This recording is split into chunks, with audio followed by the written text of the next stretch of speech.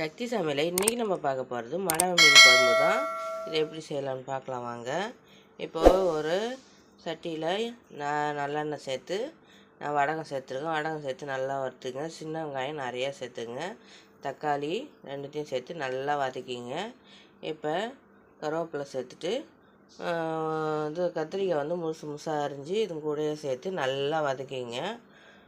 வதக்கிக்கிட்டு மஞ்சத்தூள் மிளகாய்த்தூள் போட்டு இந்த எண்ணெயில் நல்லா பரட்டி எடுத்துங்க. பரட்டிட்டு நம்ம புளி கரைசல் சேர்த்துக்க வேண்டியதுதான். புளி கரைசல் சேர்த்து நல்லா குழம்பு சுண்டி வந்த பிறகு நம்ம இந்த மீனை கழுவி சுத்தம் பண்ணி இதில் சேர்த்துக்கலாம். பாருங்கள், நல்லா கொதிக்கட்டும். கொதித்து வந்துடுச்சு. இந்த ஸ்டேஜில் நம்ம குழம்புல மீனை சேர்த்துக்க வேண்டியதுதான்.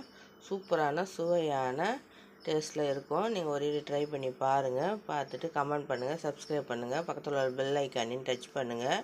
ரெடி